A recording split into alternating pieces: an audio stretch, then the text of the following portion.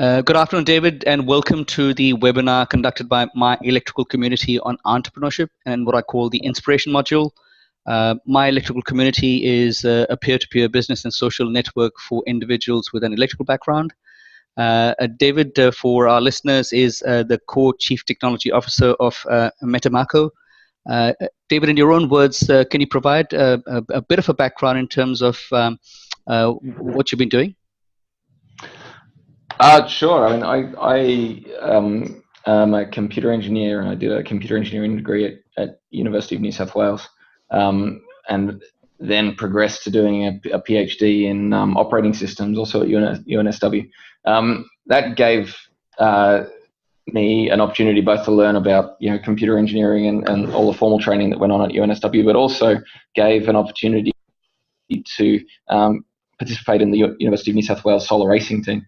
And it was there actually that I learned a huge amount of stuff about electrical engineering, how to actually solder, how to actually get devices working, what to do when you're debugging devices, and really the nitty gritty of how to be an electrical engineer. So while I did a computer engineering degree, I got a whole lot of experience on the electrical engineering and power electronics, mechanical engineering, and other sort of different bits and pieces on the engineering side, but also on the management and team leadership side of things, which ended up culminating in us doing reasonably well at a number of different solar racing events in the World Solar Challenge, which is the premier solar event. Yeah, sorry. No, I was going to say you obviously worked for someone, so you worked in a capacity where you were reporting to someone. At some stage, you made that transition to get into your own business. Yeah, so right out of university, I worked for a trading company actually. Mm-hmm. So we were trading derivatives in the Korean derivatives market, which at the time was the largest derivatives market in the world. Mm-hmm. And it, I worked for a number of different people at that company and performed a number of different roles. That was a very interesting experience, and I'd also done a number of internships and other bits and pieces through the years. But I think what the internships had really shown me was that I wasn't really a big company person. I didn't really enjoy the idea of getting in at 5 o'clock getting in at 9 o'clock in the morning and leaving in bang on 5 o'clock. I worked at one company where that was the case. There was this mass exodus of people that would walk through the corridors at precisely 5 o'clock.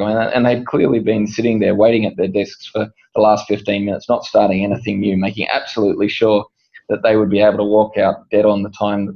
And I think that experience really showed me that it wasn't for me. I wasn't interested in a job where I didn't really care about the outcome, or where I worked with people who weren't willing to put in an extra 15 minutes to get whatever it was that they were working on done, purely because it gave them so much pleasure to actually finish something. And so I think you're asking about how I transitioned into working for someone else. I was working for this trading company, and we were doing very well, and the company was quite successful. And an opportunity arose for me to join and work with someone else who was starting a company, who was starting a new technology company, and I went and joined up with him in that technology company. And it was a risk because it was a startup, but it was an eye-opener as to how a business can be put together, and what are the sort of qualities that are required when you're actually putting a business like that together, and how do you get everything going right from the get-go. Up until that point, I'd only worked at companies that were reasonably well established, and you walked in and you kind of expected to have certain services available. You had someone that ordered you office supplies and someone that ran payroll and all these other things. When I got to that company, it was an eye opener as to just what's required to actually run a business. Mm-hmm, mm-hmm. Did you go cold turkey in the sense that you said, that's it, I'm going to leave working for someone behind and get on my own journey, or did you have stop-start sort of situations where you almost did, and was there I guess a transition into it, or did you just go bang, I'm out? Well, it was almost a transition of necessity. We actually, so this second company, it was called Zeptonics. It it had the guy that started Zeptonics was one of the managing directors at the company that I'd been at before, the trading company. And the first company was very unhappy about the second company existing. So they actually filed a lawsuit. And as a result of that lawsuit, I mean, nothing to do with me, but as a result of that lawsuit, Zeptonics shut down. And what ended up happening is the team were out of a job because Zeptonics had shut down. I knew a number of people in the industry who would be interested in seeing us do the sorts of things that we're now doing at Metamaco. And it was really that that opportunity where there was an existing team. A number of fortunate circumstances came together, but there was an existing team. There was an opportunity, obviously, and an investor who were all interested in making all of this happen. And as a result, we started Metamaco. So I went and talked to these investors. I managed to convince them that they should get involved, and that it was a good opportunity, and that the market was there, and so on and so forth. And in a way, it was very lucky, but it was also, I guess, you were asking whether I went cold turkey. There was a definitely a desire to be able to have my own influence. I mean, I'd kind of had that as part of the solar car team, where I'd been performing a leadership role there and really leading the team towards various bits and pieces. I mean, there were others who were the project manager and other bits and pieces, but on the technical side of things, I was really the man.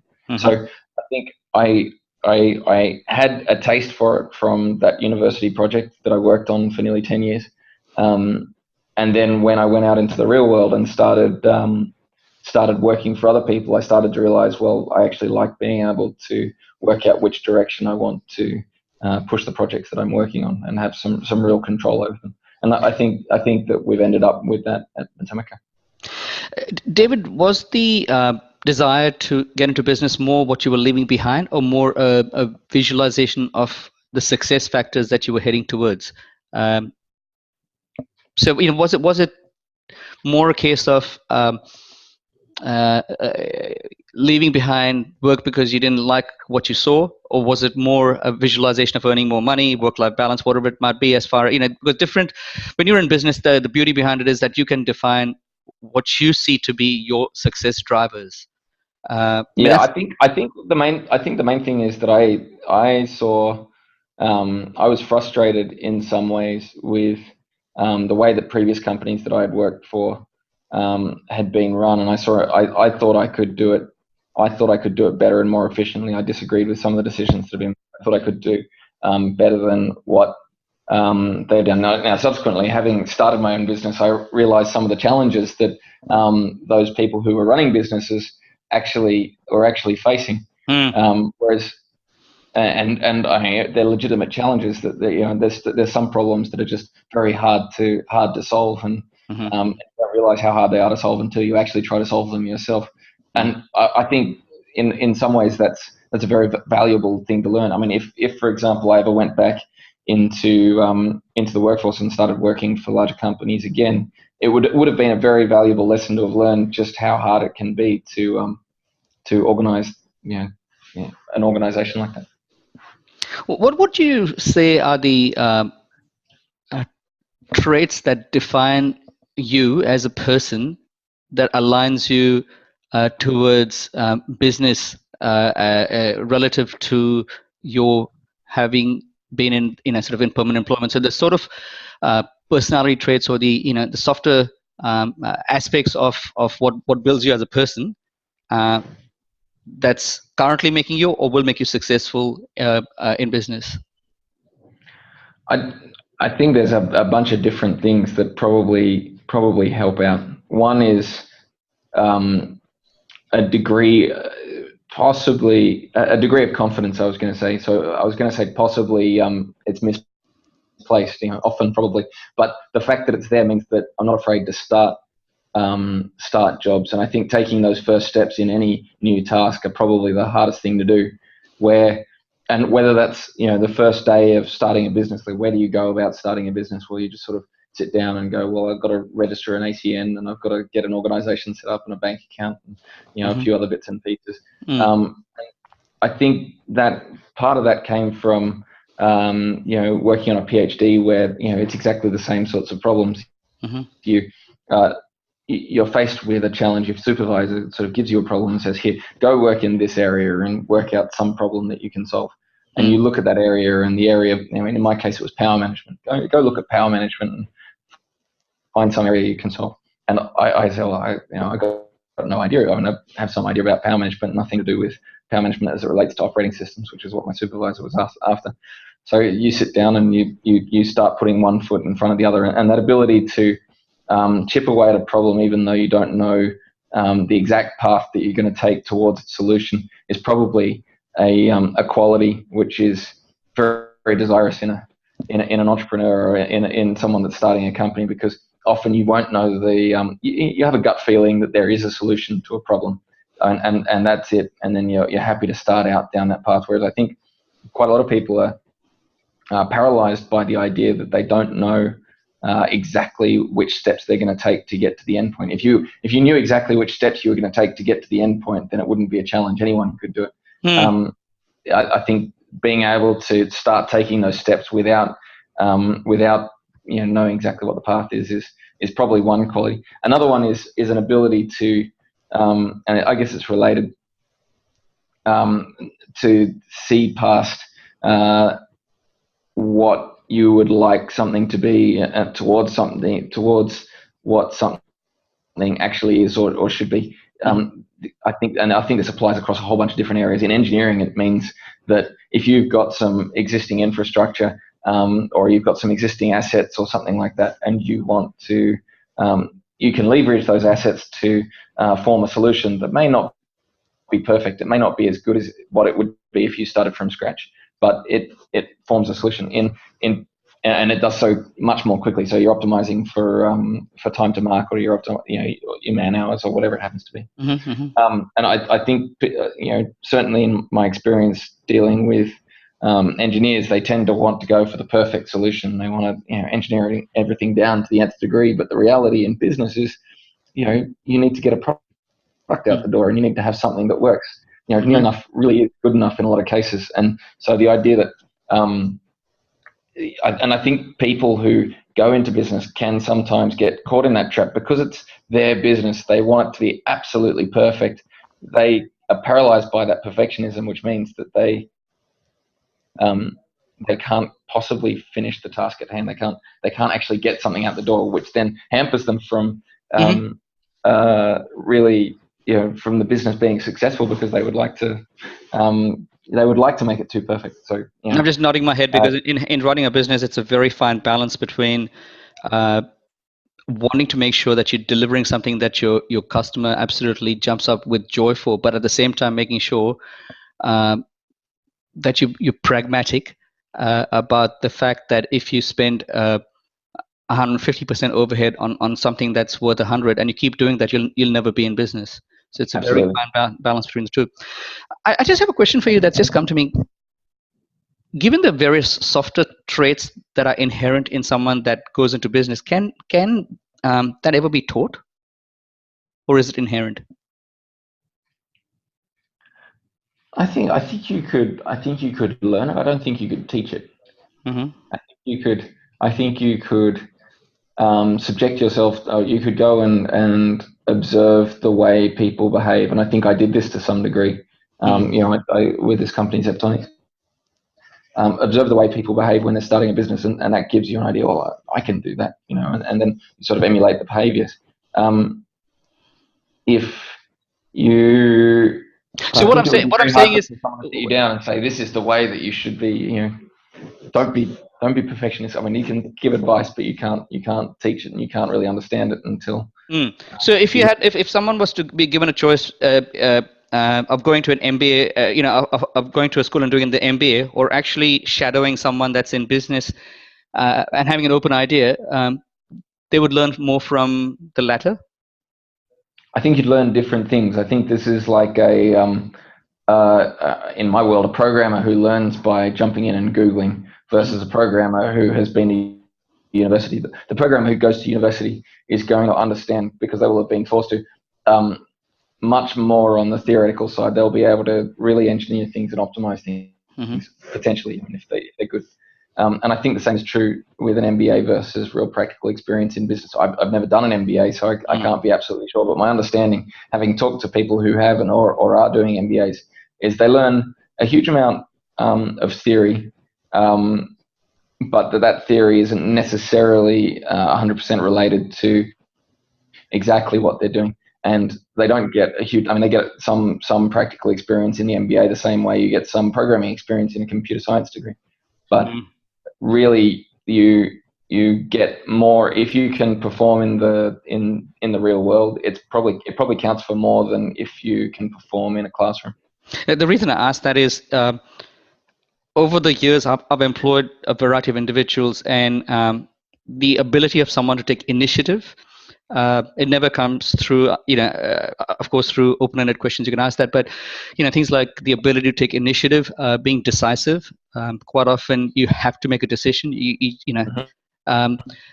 able to multitask, being able to have a thick skin.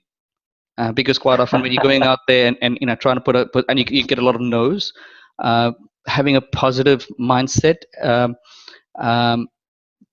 and literally also every a person that gets into business will lead to at some stage or the other sell. I guess you've got to be at the front end. So those absolutely, and that's certainly been the case for me, which I never expected. I've ended up doing. I guess it's a truism that the best person to sell your business is yourself. There's nobody who's more passionate about what you're doing than you are. So it's important that you're able to sell your own business, and I think that's certainly a position I've found myself in over the last little while. Of course, with all of the joys that come with being in your own business come the challenges, of starting a small business. What were some of the challenges you found in starting and maintaining what is still, it need not be small, but a business. So the fact is, what were some of the challenges you faced when you first started, and what are some of the challenges one faces for an ongoing business that you could share with us? You mentioned it before. I guess one of the things is work-life balance, because it can be all-consuming. The performance of the business is often, call it directly proportional to how much effort you put into it and how much you care about it. When you wake up in the middle of the night dreaming about business problems, because it really is consuming. You've got to take a step back and sort of think, well, what is this really healthy? I need some downtime. And I think that's probably the biggest challenge in running a business, is just being able to separate the business from your personal life. Some people, they just run. That's all they do. All they do is work. But it's not the way I think most people work in a productive way. So I think that's probably the biggest challenge. I think that's probably grown as a problem as the business has grown, just because the number of things going on inside the business and the number of problems to solve, and you mentioned multitasking, the number of different things the number of different balls that are all in the air all at the same time has certainly grown. So I think that that ability to step back and just let it all sit for a bit is quite important.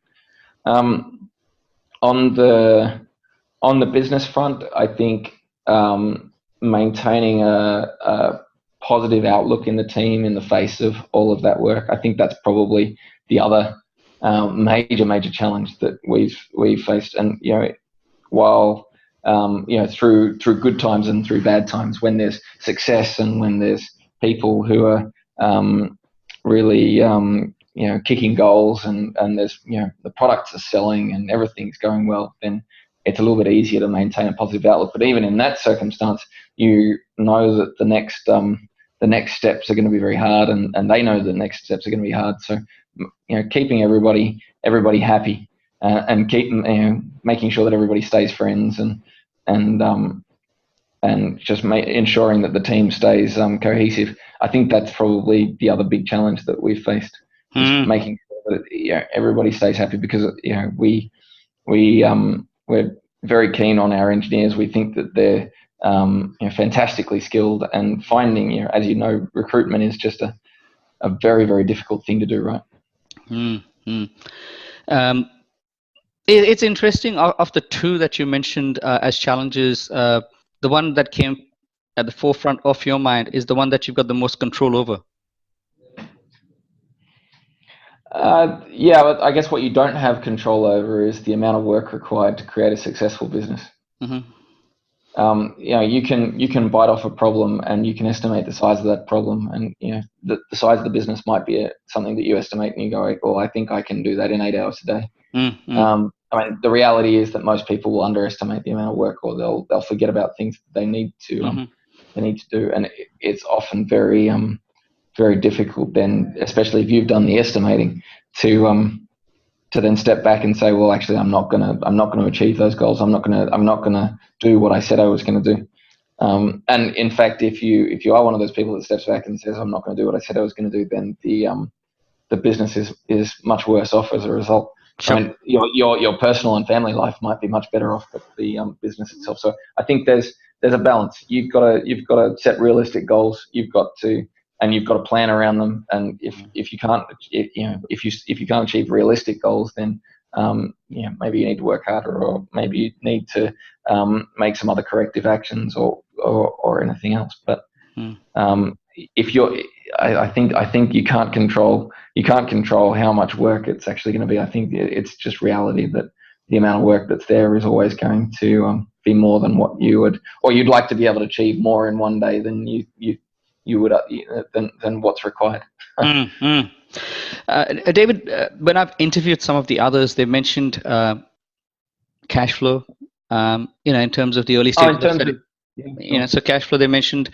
The other aspect was the fact that you could never have the skills that are required across the board. So venturing into areas where you've got no skills in, so you might be very good technically, but you might never have done sales, or vice versa.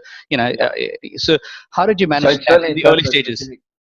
Certainly, in terms of those specific business problems, I mean, we were very lucky to have a very good investor who understood cash flow, and they made sure that we were sorted out there. So I mean, that wasn't so much of an issue. We executed our business plan. We executed our business plan effectively, perfectly, which is probably unusual. And we'd planned out, what the cash flow was required, and we had various sources of liquid funds which helped us immensely.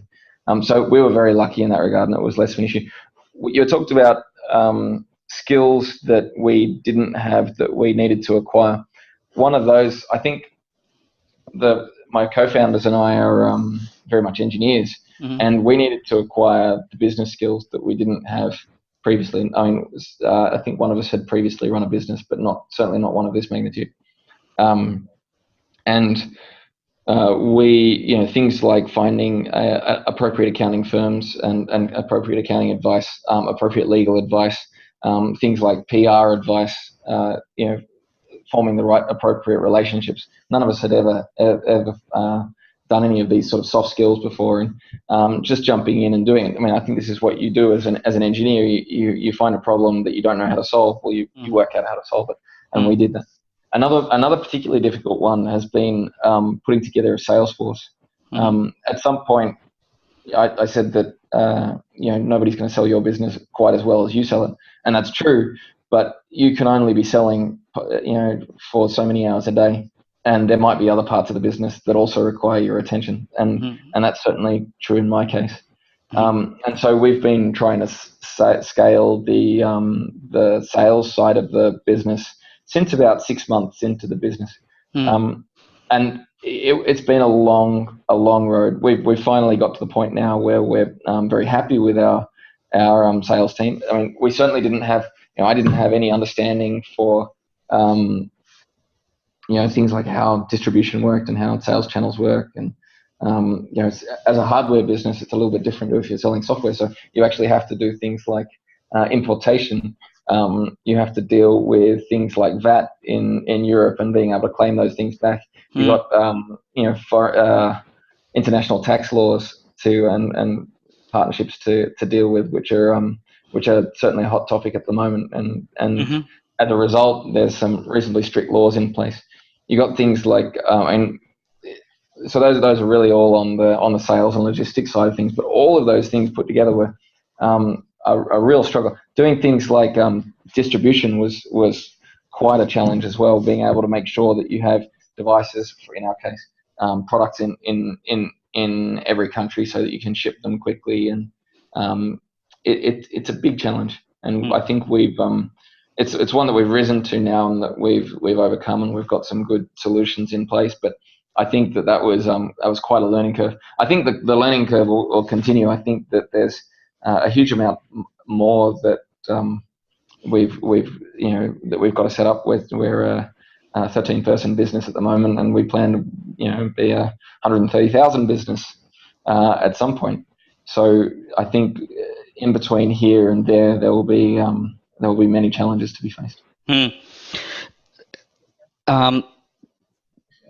People generally say that the whole venture capital industry is not very mature in Australia. When you went out there and got your funding, was it from an overseas venture capitalist, or was it a local venture? It was from an overseas company, and they were a strategic investor who had an interest in seeing us do what we're doing. They use our products. They were able to give us a lot of feedback on our products, and as a result, we're able to make informed decisions about. We've got a very good working relationship with them. We have a very good relationship with a lot of their competitors, and we work closely with a number of different companies like that. So I think we were very lucky in that way that we had overseas investment and didn't have to rely on the Australian venture capital community. I think there's effectively a gap in the Australian in the venture capital community in Australia, where getting a $10 million or $20 million funding round is just very, very difficult. And my impression is that without overseas investment, it's quite difficult to do. How important is the support, whether it's from your family, friends, relatives, and support from mentors or other individuals you collaborate with? How important is support relevant for an individual that's heading into business? Well, I think we were able to support from your family is absolutely critical. I mean, without support from your family, you would have a very difficult time dealing with the demands of a business which never switches off. Certainly in our case, we're a global business, and we have phone calls early in the morning with the United States and phone calls late in the evening with the European countries. So to not have support of your family would be very, very difficult. But I think in terms of support from mentors, we built up a suite of mentors and consultants that have helped us in various ways over the last 2.5 years since we started the company. And I think we were able to build that. We didn't have to start knowing people. We didn't have to start knowing people that knew people, but we ended up finding people that knew people, and as a result, we were able to find the information and advice that we needed. And we've worked with some wonderful people, and they're it's been very exciting to get to know them, and also getting to know one mentor means you're often linked to a whole suite of other people, which has certainly been our experience. That we found someone who's been absolutely critical. In fact, one of our directors now came through an association he had with our PR agency. So again, being able to put one foot in front of the other, take steps towards the end goal without really knowing where the end goal is, I think is very important, and that was what happened in that case. Anyone in business is facing constant challenges. For yourself, despite the challenges, what's been the catalyst that's had you continue on as those challenges get thrown to you. So what's been the exciting bits about being in business? Oh man, I think it's the wins that keep you going, isn't it? I mean, there are certainly issues and problems that you face along the way, and some of them seem insurmountable at the time.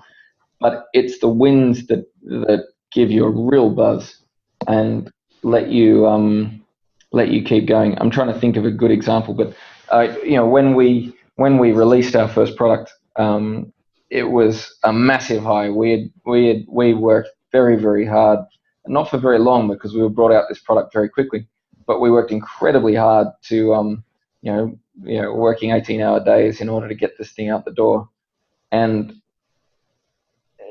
getting that out the door, and then sort of getting up on stage, and we were at a trade show, and get up on stage and announce this thing and say, look, here it is, and then talk to people afterwards. I think that feedback as well from your customers, just saying, like, yeah, you're doing a great job. We really like the product. It's not perfect now. You should fix this and this and this, and they'll give you a laundry list of things that they would like you to improve about your product. But it's coming from a good place because they really like your product and they want to see it actually improve and succeed. They wouldn't bother with the feedback if they didn't. So I think those little wins, and particularly that customer feedback, I think those are the things that keep me going in particular. And I think for others, it's about solving problems.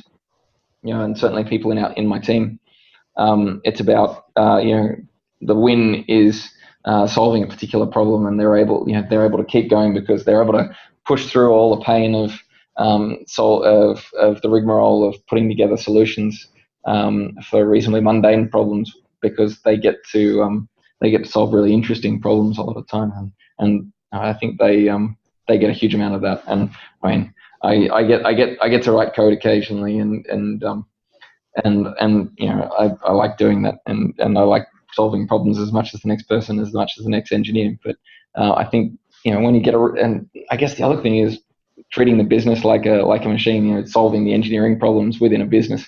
Optimizing something for efficiency, like this organization. Treating this organization like a machine and optimizing is it's fun. That I could almost feel the energy as it flowed out from that last question. David, if a listener was sitting at his desk listening to this interview, and they had a brilliant idea in their head that could go and solve something in this world, mm-hmm. What would be your advice to them as they're listening to this? I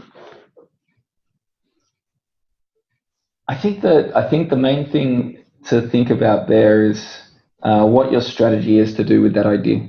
Mm-hmm. I mean, I talked about not knowing where the path is. You don't need to know where the path is to know where you want to go with it. Mm-hmm. How do you want it to end up? So if you've got an idea for an app and you want to build a business around that app, then how do you things like, how do you pull money out of that app? What's the eventual goal? It doesn't have to be the short-term goal. You could do it for fun, but you should have, at least in the back of your mind, guiding you as to whether you turn left or right, whether you choose A or B, what the end goal is. And I would say have a picture for where you want, have a picture of where you want to end up in order to be able to just give yourself a little bit of guidance. It doesn't have to be perfect. It doesn't have to be right, and it can change all the time. Like, you can constantly reevaluate where your end goal actually is, but have some path that you want to start walking down, so you can at least take steps forward. And I think that's important. So, for example, if you have an idea and you want to start a business around it, but the idea is easily copyable, then you need to have a think about whether you actually want to tell anybody about that idea, because you then may not be able to patent it later on and things like that. So there's certain decisions you might make which make it impossible to go down other routes. The flip side of that is, if you can't work it out, just start moving in some direction or another, and work it out as you go along. Yes, you're going to cut options out for yourself, yes, you're going to make decisions that aren't optimal. But it's much better to be making decisions and keeping moving than it is to stay still. If you stay still, we'll never get anywhere. So you learn a lot by doing things and making those mistakes, I think. So I think that's probably the biggest bit of advice is just start doing something. Have a picture in your head. Start doing something towards that picture, and then reevaluate what the picture looks like as time goes on.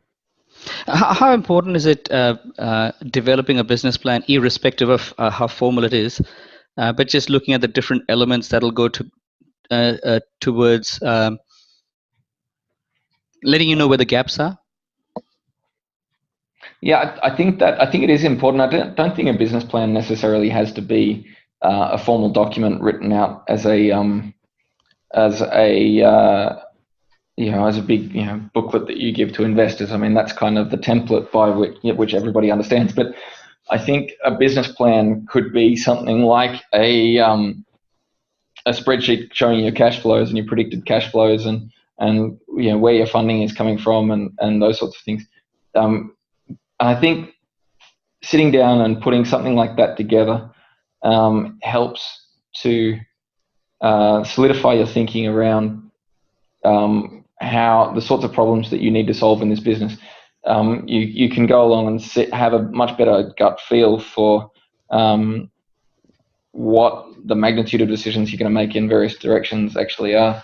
I think that it doesn't have to be a massively complicated formal planning process, but doing some kind of planning will help you to understand, not necessarily even to present to other people, but if you have a model, and it'll help you to understand whether the business is, well, to start with, whether it's going to be viable before you start spending money. And it'll also help you to track whether the business is on track and whether the assumptions you made about the business, because obviously you're always going to make assumptions, whether the assumptions that you're making are valid. I think one interesting thing about engineers that I found is that engineers try to get very precise numbers and very precise models because that's what we're used to doing in the engineering field, whereas I think the business field is much fuzzier.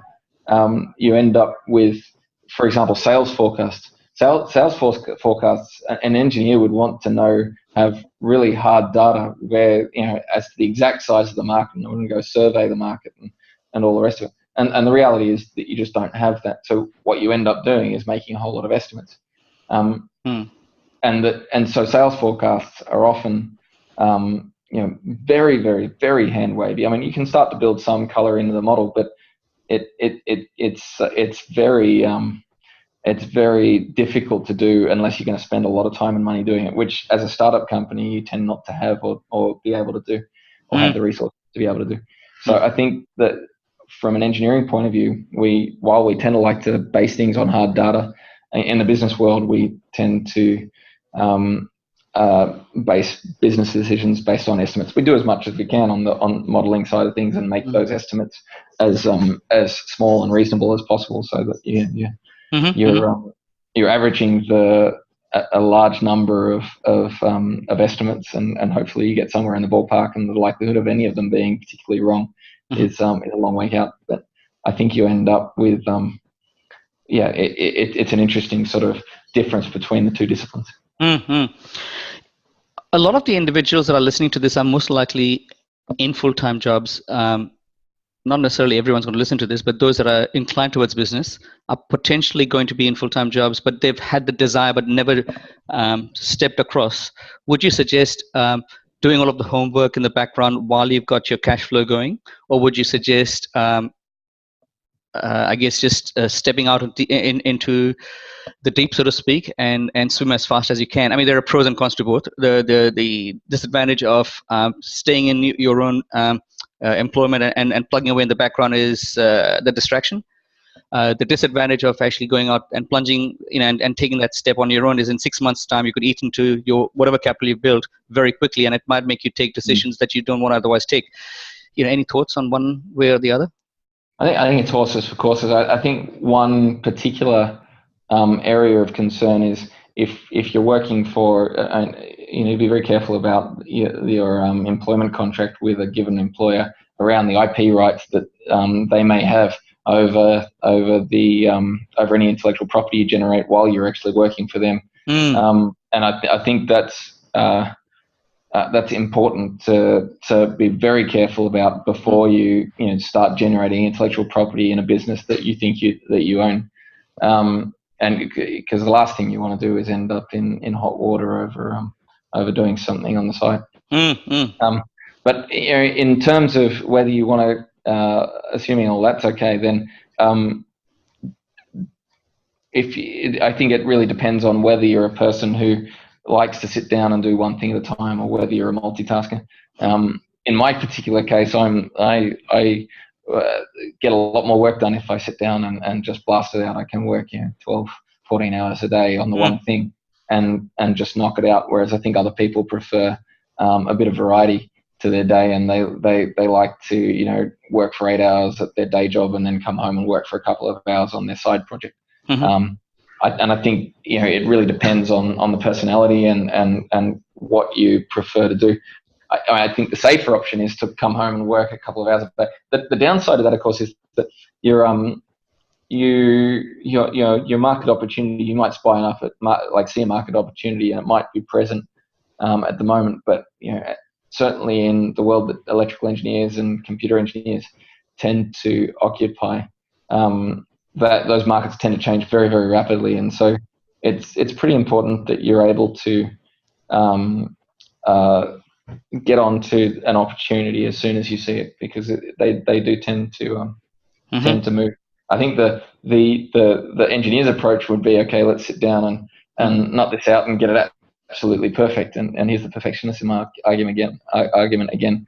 Whereas the reality is, like, if you want to get it done, and you want to take advantage of a market opportunity that you see at the moment, then you need to get out there and you need to just apply yourself and work hard to push it towards reality.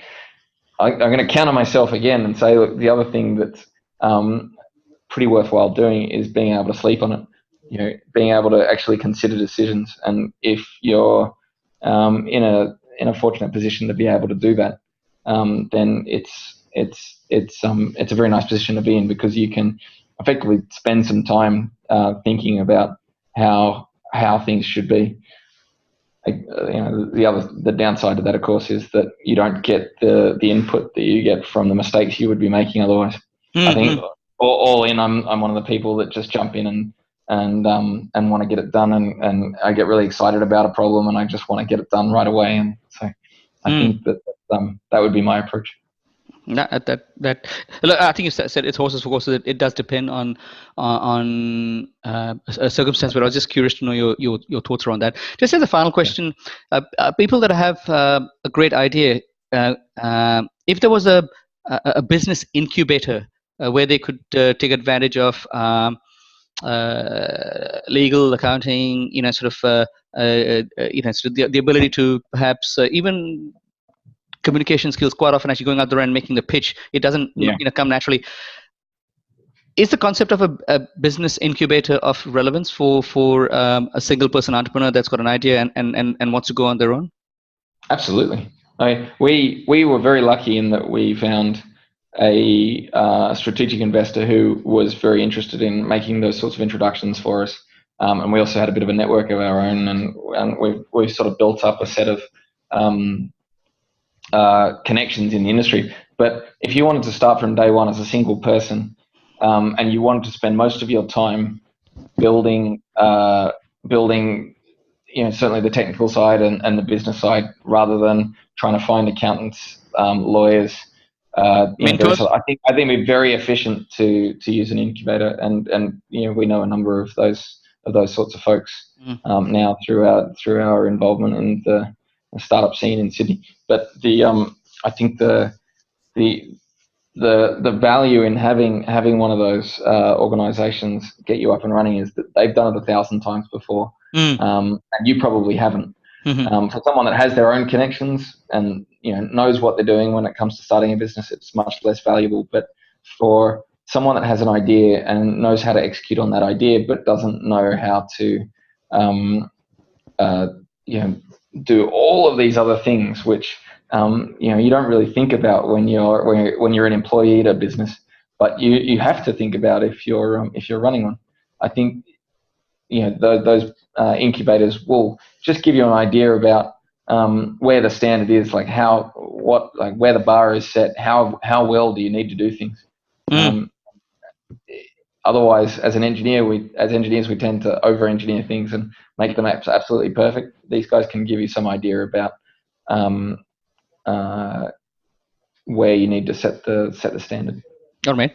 Look, thank you very much for what's been a very valuable lesson inputs to whoever is listening to this. So thank you very much, David. I appreciate your time. Are there any final words, anything, sort of at the end? Well, what do you think about this format? Because actually what I want to do is to have others listen to it, be inspired, and I guess from the inspired, I guess taking the next step,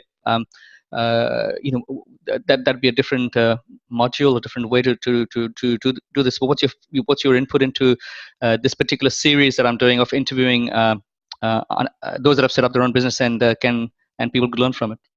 I think it's a fantastic thing. I mean, I think it would make it much easier for the people out there, it make it much easier for someone who has an idea, doesn't really know what to do with it, is a bit intimidated by the idea of starting a business because they don't really understand it and don't really know what's going on.